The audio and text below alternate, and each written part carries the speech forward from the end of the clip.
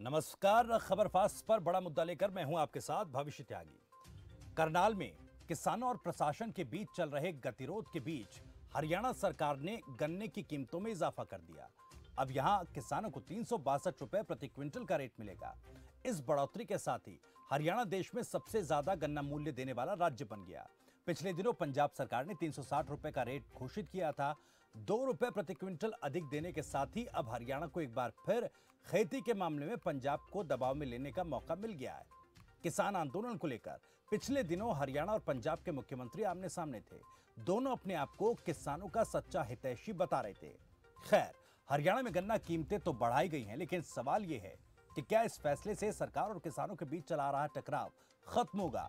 10 महीनों से चल रहे किसानों के आंदोलन के साथ साथ हरियाणा के करनाल में भी एक और जो आंदोलन शुरू हुआ है, उस असंतोष को क्या शांत करा पाएगी सरकार?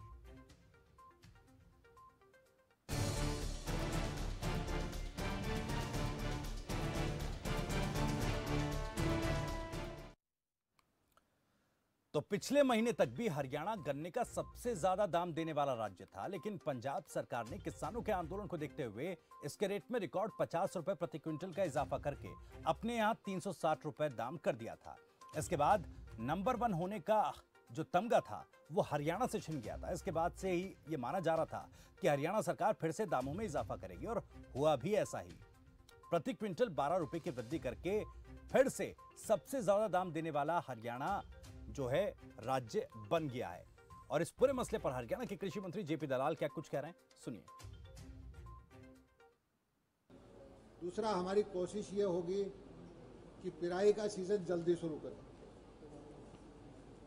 क्योंकि जितना जल्दी करेंगे उतना ही गन्ना का ज्यादा पिराई होगी और किसान को लाभ होगा। हर मिल के अंदर हमने एलोकेट किया है कि पिछले साल से ज़्यादा गन्ना उसको एलोकेट कर दिया गया है। हरियाणा के कोई मिल ऐसा नहीं है कि उसकी जो पिछले साल से गन्ना की क्वांटिटी कम की गई है। पंजाब ने पिछले 4 साल से 310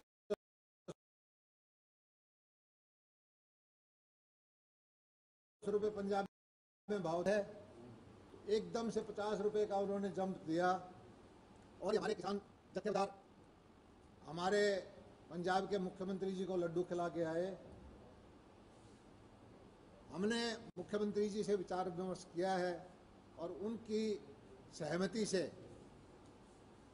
हरियाणा का जो पिछले साल गन्ने का 350 रुपये रेट था और पंजाब ने 360 रुपये कर दिया है इलेक्शन ईयर होने की वजह से, हम 362 रुपये इसको डिक्लेयर करते हैं। तो ये विषय पिछले 9-10 महीने से हो चुका है और इस विषय में कोई ऐसा नहीं है कि घंटों घंटों ना मैंने चर्चा की हो।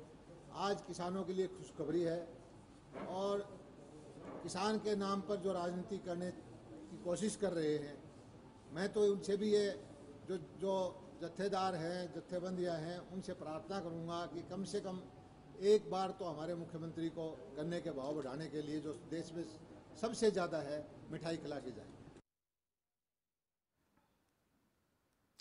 तो फिलहाल इस पूरे मसले पर चर्चा करने के लिए कुछ खास मेहमान हमारे साथ हमारे पैनल में जुड़ गए हैं। आपका परिचय करा दूं, भारत भूषण जुआल हैं बीजेपी प्रवक्ता, गुरजीत मान कृषि विशेषज्ञ हमारे साथ इस डिबेट में जुड़े हुए हैं, राकेश बैंस मीडिया प्रभारी भारतीय किसान यूनियन हरियाणा से हमारे साथ जुड़ रहे हैं। आप तीनों ही मेहमानों का सबसे पहले बहुत बहुत स्वागत है। धन्यवाद जी। राकेश बैंस जी, आपसे मैं इस डिबेट की शुरुआत करना चाहूंगा, क्योंकि कृषि मंत्री जेपी दलाल कह रहे हैं कि भाई गन्ने का रेट बढ़ा दिया, एक बार मुख्यमंत्री जी को लड्डू तो खिला दीजिए। बड़ी विचित्र स्थिति है इस समय किसान की। समझना पड़ेगा कि कितने प्रतिशत इन्होंने रेट बढ़ाया है जी, और महंगाई कितने प्रतिशत बढ़ रही है। इस हिसाब से हमें सरकार बता दे कि इनके टाइम में कितना टोटल गन्ने का रेट बढ़ा, ताकि लड्डू खिलाने का काम होगा तो हम लड्डू भी जरूर खिलाएंगे। और यदि ये कहते हैं कि हमने देश में सबसे ज्यादा भाव दिया है, तो वो तो पहली सरकारों में भी था और पंजाब का और हरियाणा का अंतर 2 रुपए का रह गया जी। जहां 50-50 रुपए का अंतर हुआ करता था, अब आप बताइए जहां 50 रुपए का अंतर होता था वहां 2 रुपए का अंतर रहना क्या लड्डू खिलाने का काम है? जी तो हमें समझना पड़ेगा कि क्या महंगाई के स्तर से किसान को रेट दिया गया इनकी सरकार में। जी हमें कोई इतराज नहीं है लड्डू खिलाने में, हम लड्डू खिलाने का यदि काम करेंगे तो लड्डू भी खिलाएंगे। जी सिर्फ चलिए ऊंट के मुंह में जीरा देने वाली बात ना करें। जी चलिए वापस लौटूंगा राकेश बहन जी आपके पास, और आनंद बयानी कांग्रेस प्रवक्ता भी हमारे साथ जुड़ गए हैं, उनके पास भी मैं आऊंगा। लेकिन भारत भूषण जुएल जी, लड्डू खिलाने की बात कृषि मंत्री कह रहे हैं, अब राकेश बहन जी सवाल उठा रहे हैं कि भाई प्रतिशत देखिए ना, महंगाई किस दर से बढ़ रही है, आप कितना रेट बढ़ा रहे हैं, उसके साथ साथ जहां 50 रुपए का एक डिफरेंस पंजाब और हरियाणा के बीच होता था, आज वो डिफरेंस महज 2 रुपए का है।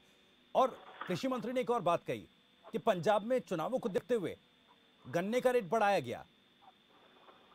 त्यागी जी, स्वाभाविक सी बात जी आप देखिए, मैं राकेश बैस जी की बात से ये सहमत हूं कि अंतर अब 2 रुपए का है। लेकिन राकेश बैस जी, जब ये अंतर 50 रुपए का था, तब क्या आप किसान नेता हैं, क्या आपने पिछले 4 सालों में जो 50 रुपए का अंतर हरियाणा और पंजाब में किसान के लिए गन्ने के रेट में था, कितने धरना प्रदर्शन किए, कांग्रेस सरकार के खिलाफ कितनी आपने वहां पे जत्थाबंदी की? आज उन्होंने आगामी चुनाव को देखते हुए, आगामी चुनाव से पहले भी आप देखिए, नवजोत सिंह सिद्धू जो प्रदेश अध्यक्ष बने हैं कांग्रेस के, उन्होंने जब ये बयान दिया कि हरियाणा के मुकाबले पंजाब के किसान के साथ न्याय नहीं हो रहा है, हरियाणा में 11 किस्मों पर जीन्स पर जो है एमएसपी दी जाती है और उसमें पंजाब में सिर्फ 2 किस्मों पर, वो भी केंद्र सरकार की, और गन्ने के रुपए में रेट में 50 रुपए का अंतर है, तो कैप्टन साहब ने रेट दिया चुनाव को मद्देनजर रखते। मेरा अर्थ यह कि अगर पिछले 5 सालों में ये 50 रुपए, 4 साल में 50 रुपए का अंतर था, तो इन किसान जत्थेबंदियों ने, तथाकथित किसान ने, तो चाहे हमारे चौधरी हो, चाहे राकेश टिकैत जी हो, चाहे जत्थेदार हो राजेवाल जी हो, क्यों नहीं इन्होंने आंदोलन किया था इस 50 रुपए के अंतर के पीछे? क्योंकि हरियाणा में 350 है, हमारे पास 310 है। इसका मतलब यह है कि हरियाणा के साथ, क्योंकि भाजपा की सरकार है हरियाणा में, नहीं तो आपको ये लग रहा है क्या जुएल साहब, आपको क्या ये आप ये मानते हैं कि जो ये गन्ना की कीमतें बढ़ाई गई है हरियाणा में, और जो किसानों के बीच आंदोलन है, असंतोष है, जो किसान आंदोलन कर रहे हैं, वो असंतोष शांत हो पाएगा क्या हरियाणा सरकार के इस फैसले से?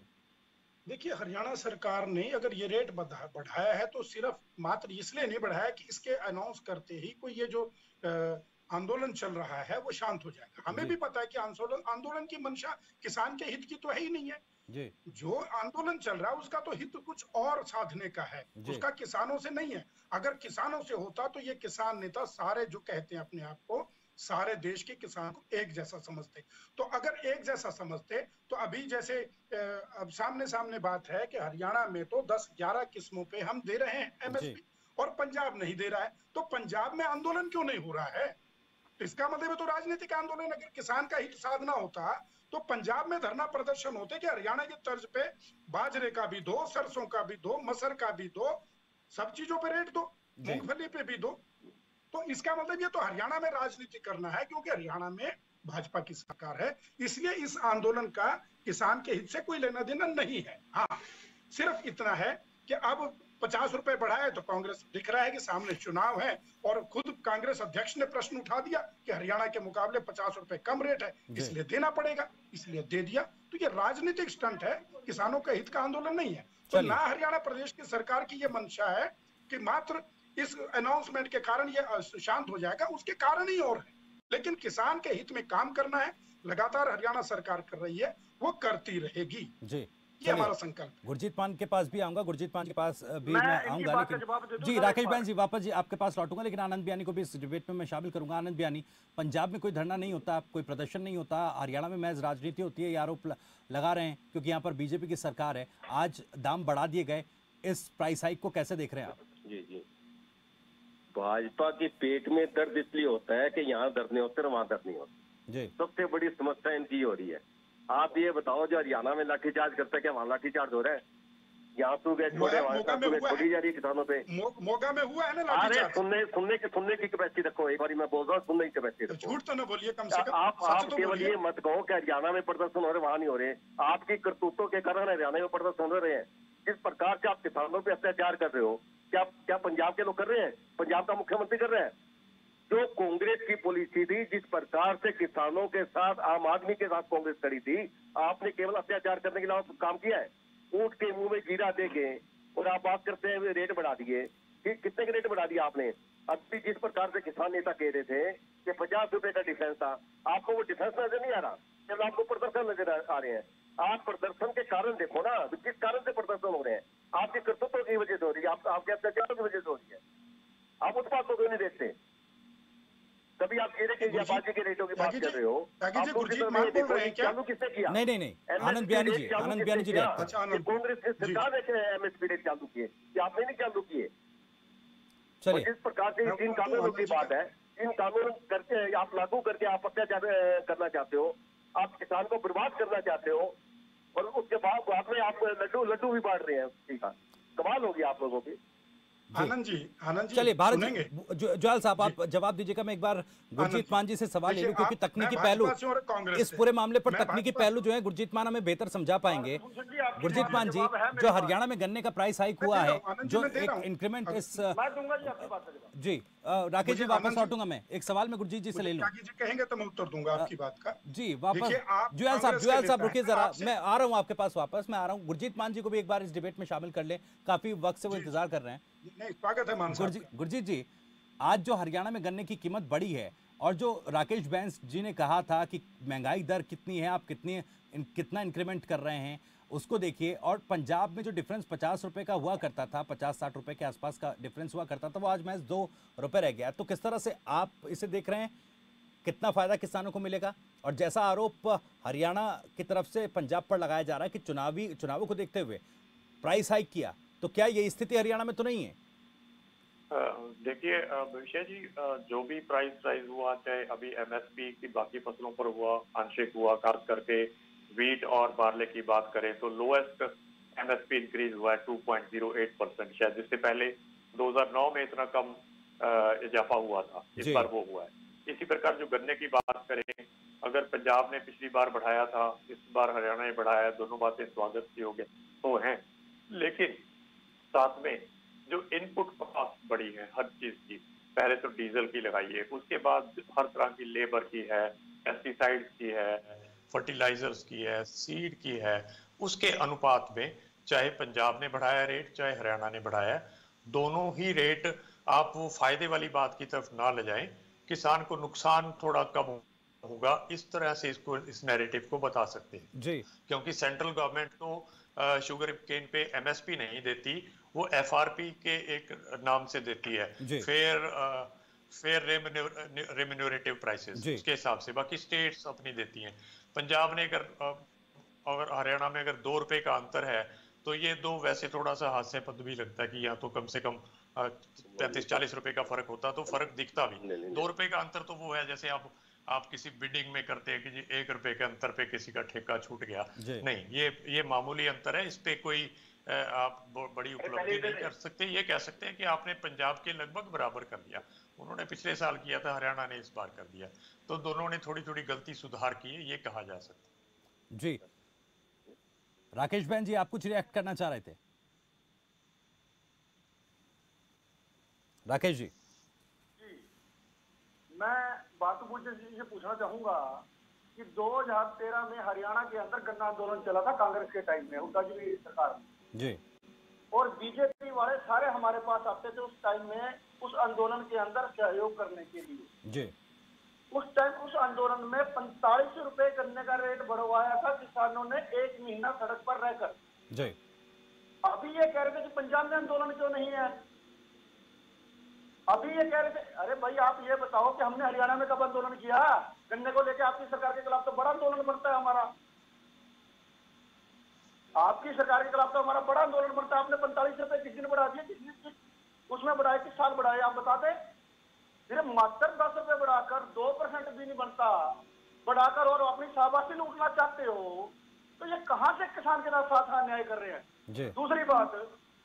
दूसरी बात, जिस तरीके से करनाल के अंदर लाठियां बांधी गई, हिसार के अंदर लाठियां बांधी गई, और जींद के अंदर लाठियां बांधी गई, सिरसा के अंदर लाठियां बांधी गई किसानों के ऊपर, तो किस प्रकार ये किसान की बात कर रहे हैं? हमें समझ नहीं आती बीजेपी सरकार अपने आप को किसान हितैषी कैसे पालेगी, और 2 रुपए के मात्र अंतर में अपने आप की शाबाशी लूटना चाहते हैं। चलिए जुयाल साहब, शाबाशी लूटने के लिए ये जो राकेश बैन जी कह रहे हैं कि 2 रुपए के अंतर पर आप शाबाशी लूटना चाह रहे हैं, मेरा सवाल यही है कि एक तरफ तो 2022 तक किसानों की आय दोगुनी करने की बात आप कर रहे थे, मान साहब भी कह रहे हैं कि फायदा तो नहीं हो रहा, हाँ नुकसान जरूर कम होगा। देखिए, खाली एमएसपी के या गन्ने के रेट के भाव को देकर के पूरा परिदृश्य आप किसान के हित में भाजपा क्या कर रही है उसको देखते हैं तो ये बड़ी छोटी सी बात है जी। अभी मान साहब कह रहे थे कि किसानों का अगर पंजाब ने 50 रुपए रेट बढ़ाया एकदम से 310 से 60 किया तो 4 साल के अंतराल में किया, 4 साल तक रेट नहीं बढ़ाया। क्या पंजाब सरकार ने एरियर दिया क्या पिछले 4 सालों का? अगर अंतर था तो ये तो मान साहब भी मानेंगे और भैंस साहब भी मानेंगे कि वो 50 रुपए का जो नुकसान वो पंजाब के किसान को हो रहा था, तो क्या राकेश जी सुन लीजिए, बीच में मत बोलिए, आपके पास वापस लौटूंगा, सुन लीजिए जरा। मैं सुन रहा था आपकी बात भैंस साहब, मैं आपकी बात सुन रहा था, मैं आपकी बात सुन रहा था। सुन लीजिए राकेश जी, सुन लीजिए। तो राकेश जी, क्या आपने किसानों को पंजाब में 50 रुपए के हिसाब से 4 साल का एरियर दिलवा दिया? नहीं दिलवाया।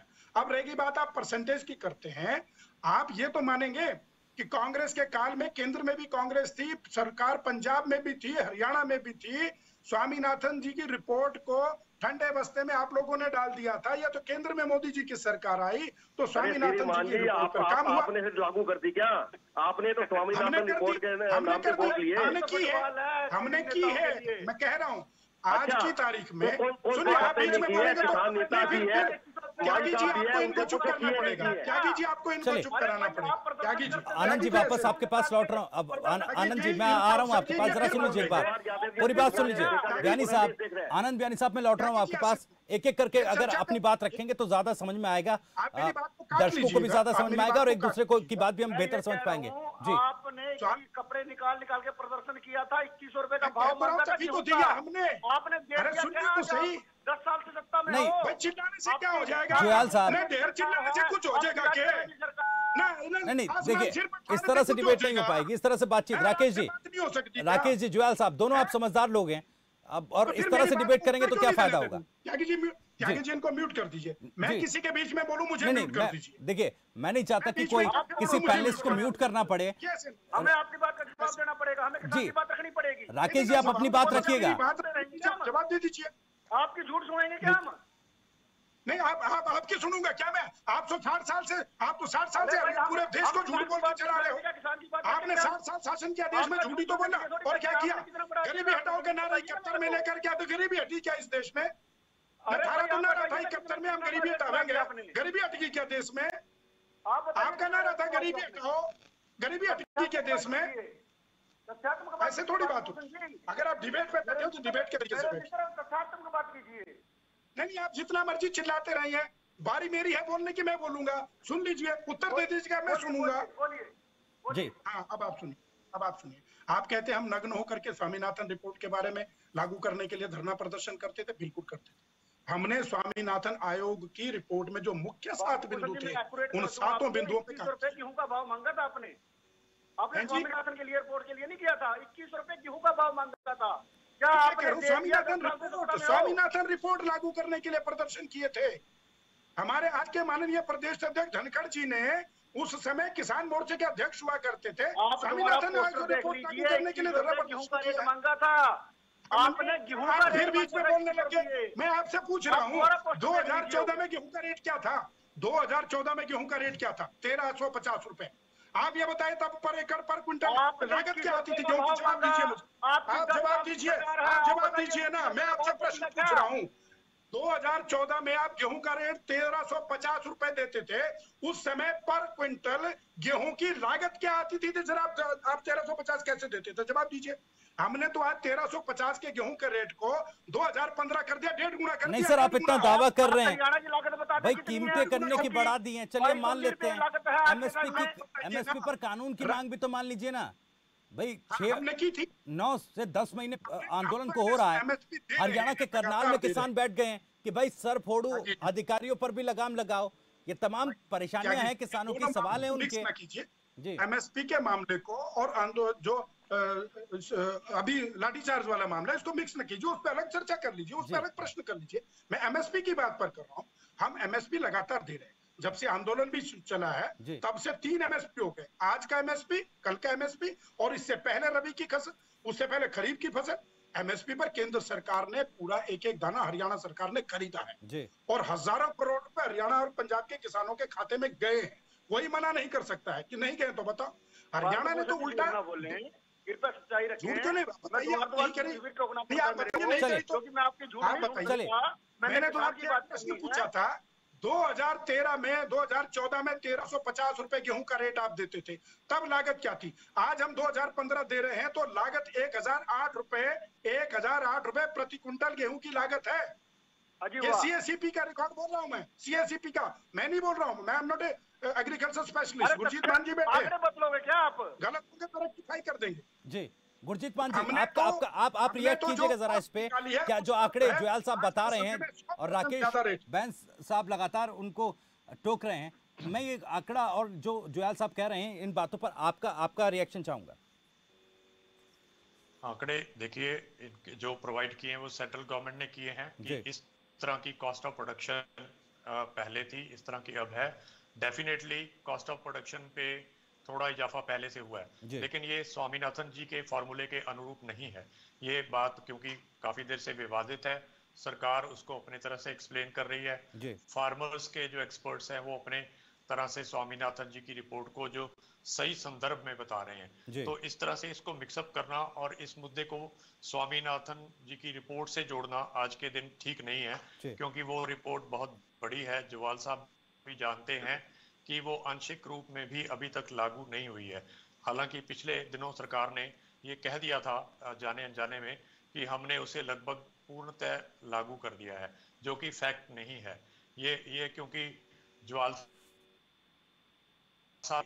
बाहर की बात है, मेरे से भी बात है। स्वामीनाथन रिपोर्ट को लागू करने के लिए केवल कृषि, उसमें बहुत सारी मिनिस्ट्रीज की इन्वॉल्वमेंट के होने के बाद होगी। ऐसा कोई तथ्य है, ऐसा कोई डॉक्यूमेंट भविष्य जी आप भी ढूंढेंगे तो आप नहीं ढूंढ पाएंगे जिसमें ये मेंशन होगी इन बिंदुओं पर इस तरह से सरकार ने उसे इंप्लीमेंट किया है। जहां उसमें विरोधाभास है कि सरकार ने ये कहा था कि हमने उसे मान लिया है। हर रिपोर्ट को तभी मान लिया जाता है जब वो एक्सेप्ट हो जाती है। लागू देने में और मान लेने में बड़ा अंतर है। ये कहीं कंफ्यूजन है सभी में। लागू कर देने में और मान लेने और लागू कर देने में बड़ा अंतर है, और सरकार अपनी तरह से इसे डिफाइन कर रही है और जो किसान है, किसान नेता है, वो अपनी तरीके से डिफाइन कर रहे हैं। खैर, आनंद बयानी जी, आप कुछ रिएक्ट करना चाह रहे थे, जवाब देना चाह रहे थे, बोलिए। मैं मान साहब की बात का समर्थन करता हूँ। जवाहर जी अभी कितना बड़ा झूठ बोले कि हमने स्वामीनाथन रिपोर्ट लागू कर दी, ये भी जवाहर जी की बात है। जवाहर जी को ये पूछे कि आप टीवी पे बैठ के पूरी दुनिया उसको देख रही है, इतना बड़ा क्यों झूठ बोल रहे हैं? मतलब भाजपा का काम केवल झूठ बोलना ही है क्या? मतलब झूठ बोल के पहले वोट लिए, अब स्वामीनाथन रिपोर्ट की बात करें लागू करने की। मतलब ये तो सभी को पता है स्वामीनाथन रिपोर्ट नहीं लागू हुई, जवाहर जी के हिसाब से, बीजेपी के हिसाब से लागू होगी। मतलब आप देखो ना, मतलब एक डिबेट में आप बैठे हो, आप एक पार्टी का प्रतिनिधित्व कर रहे हो या पार्टी के प्रवक्ता और बैठ के झूठ बोल रहे हो, कितनी बड़ी झूठ बोल रहे हैं। और दूसरी बात आप ये देखें कि किस प्रकार से डीजल के रेट बढ़ा के क्या मतलब इतने परसेंटेज रेट बढ़ा दिए, उसके बावजूद क्या किसान कुछ खा पाएगा? उसके बाद में आप देखें किसानी उपकरणों पर इन्होंने जीएसटी लगा दिया 18%, वो भी खाद के ऊपर 5% जीएसटी लगा दिया। हमारे टाइम में वो नहीं था। ट्रैक्टरों पे हमने पंजीकरण फीस माफ थी, इन्होंने पंजीकरण फीस लगा दी। ट्रैक्टर के साथ डबल ट्राली अगर जोड़ने पे उसका भी आपको लेना पड़ेगा, लाइसेंस लेना पड़ेगा, अन्यथा अंदर तक होंगे। तो इस तरह की बहुत सी बातें हैं जो किसान को लूटने के अलावा कुछ नहीं इन्होंने किया। और उसके बाद में ये फिर किसान इसी बात कर रहे हैं। रोजाना किसान सड़कों पे है, पिछले 10 महीनों से सड़कों पे है, संभालने तक की इनको सूझ नहीं है। जब सारे किसान एक ही बात कहते हैं कि हमें ये कानून नहीं चाहिए, हमारे ये हित में नहीं है, तो क्यों जबरदस्ती क्यों लागू करना चाहते हैं? जब वो कहते, लेने वाला कहता है मेरे को नहीं चाहिए और ये कहते हैं हम आपको देना चाहते हैं, तो लेने वालों को तो इतना ज्ञान होगा कि हमारे को बेनिफिट है ये नहीं है, ये खाली इन्हीं को ज्ञान है कि हम इनको दे रहे हैं। किसी चीज की मांग हो, किसने मांग की थी इन कानूनों? जुएल साहब चलिए बयानी साहब ठीक है, जुएल साहब एक सवाल, क्योंकि देखिए सुप्रीम कोर्ट ने कृषि कानूनों पर मैं आऊंगा, जुएल साहब कृषि कानूनों पर मैं आऊंगा, जिस तरह से टकराव इतने लंबे वक्त से चल रहा है, सुप्रीम कोर्ट ने जो समिति बनाई थी उसके एक जो सदस्य हैं वो उन्होंने एक पत्र सीजीआई को लिखा है और जो रिपोर्ट समिति ने सौंपी है उसको पब्लिक करने की मांग की है। ऐसे में उन्होंने भी ये कहा है, उन्होंने ये बात मांगी है कि हाँ समिति जो है कृषि कानूनों को वापस लेने का समर्थन नहीं करती, लेकिन कई ऐसी चीजें हैं जो बदली जा सकती हैं। देखिए बड़ी अच्छी बात आपने त्यागी जी रखी है। एक लाइन में आनंद जी की बात जरूर करना चाहूंगा। आनंद जी, हम पैनल पे बैठे, आज से पहले हम कहते हैं भी भारतीय जनता पार्टी किसान के हित में काम नहीं करती, या किसान भारतीय जनता पार्टी की सरकार आने से पहले सुखी था? क्या किसानी का सौदा जो हम कहते थे घाटे का है तब फायदे का था? हरियाणा में या प्रदेश या देश में भाजपा की सरकार आने के बाद घाटे का सौदा हुआ है? ऐसा तो नहीं है। पहले भी किसान संगठन मांग करते रहे हैं, हमारी पार्टी भी करती रही है, आपकी पार्टी भी समय समय पर करती रही कि किसानी के लिए फायदे का कुछ काम करना चाहिए। इसीलिए स्वामीनाथन आयोग बनाया गया, इसीलिए उसकी रिपोर्ट आई। इंप्लीमेंट हुई नहीं हुई ये एक अलग क्वेश्चन है कि आप कहते हैं मैं झूठ बोल रहा हूँ, मैं दावे से कहता हूँ मैं सच बोल रहा हूँ। लेकिन अब बात आती त्यागी जी की बात पे कि इनका कहना कि अगर ये कृषि कानून लागू नहीं हो रहे और सुप्रीम कोर्ट ने एक समिति बनाई थी, स्वागत किया था क्या आपने?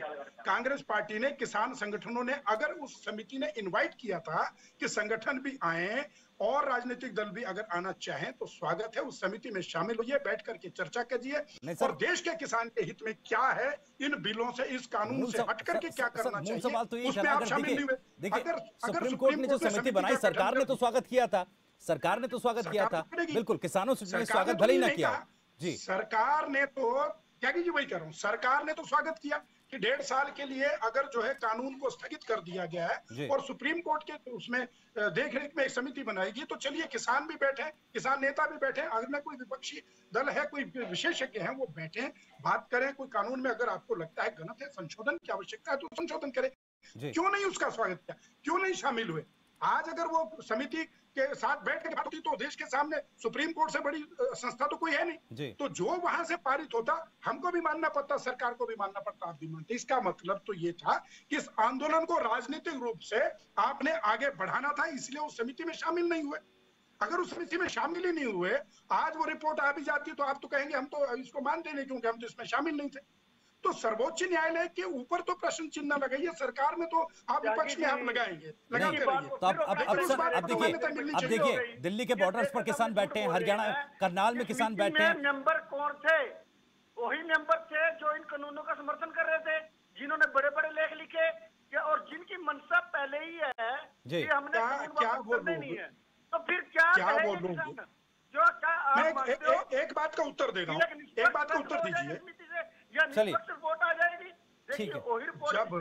जब क्या कीजिए, एक ही लाइन कम शब्द, मेरे पास वक्त कम है। जब केंद्र की सरकार ने कहा कि हमने स्वामीनाथन आयोग की रिपोर्ट लागू कर दी, कानून वापस लेने की जरूरत नहीं है भाई, कानून वापस लेने की जरूरत नहीं है, फिर संशोधन की भी क्या जरूरत है? आप बताइए हमें। एक लाइन बोलना चाहूंगा, 10 सेकंड जुएल साहब आपके पास, आखिरी 10 सेकंड। एक वाक्य बोलना चाहूंगा। बयानी साहब सुन लीजिए, बयानी साहब सुन लीजिए, आपकी बात सुन ली जी। बयानी साहब सुनिए, सारा कुछ बदलवा दीजिए, आनंद बयानी साहब, मुझे माफी के साथ रोकना पड़ेगा, आपकी बात सुन लिए क्योंकि मेरे पास इस डिबेट में वक्त खत्म हो रहा है। तो एक बार 10 सेकंड जुएल साहब, आखिरी कमेंट। मैं ये कह रहा था, जैसे ही स्वामीनाथन आयोग की रिपोर्ट हमने कहा कि हमने लागू कर दी केंद्र में, स्वामीनाथन साहब का आपने बयान पढ़ा होगा, स्वामीनाथन साहब का बयान पढ़ा होगा, उनको ये लगा था कि मैं, उनका बयान था कि मैं संतुष्ट हूं, केंद्र सरकार ने, उन्होंने ये नहीं कहा कि 100% होगी। हम किसानों के साथ खड़े हैं, बिल्कुल खड़े रहेंगे जब तक ये कानून। स्वामीनाथन जी ने स्वयं बयान देके कहा था कि रिपोर्ट में अगर मैं ये कहूं कि अक्षरशः लागू नहीं हुई, लेकिन अधिकतम जो है प्रावधान। चलिए फिलहाल मुझे आप सभी मेहमानों को रोकना पड़ेगा, बहुत बहुत शुक्रिया। गुरजीत मान जी, भारत भूषण जुएल जी, बहुत बहुत शुक्रिया। राकेश बहन जी, खबरफास्ट पर आप जुड़े, बहुत बहुत शुक्रिया आपका। और आनंद बयानी जी कांग्रेस की तरफ से जुड़े हुए थे, आनंद बयानी जी आपका भी बहुत बहुत शुक्रिया। तो फिलहाल कृषि कानूनों को लेकर एक बार फिर से कांग्रेस और जो सरकार की तरफ से लगातार टकराव दिख रहा है। कृषि कानूनों को लेकर असंतोष किसानों में बढ़ता जा रहा है। इस असंतोष के बीच हालांकि अब हरियाणा में गन्ने का प्राइस बढ़ाया गया है। हालांकि इस इजाफे से क्या किसानों का जो असंतोष है वो शांत हो पाएगा, ये अपने आप में एक बड़ा सवाल है। बड़े मुद्दा में फिलहाल इतना ही, लेकिन खबर फास्ट पर खबरें जारी है।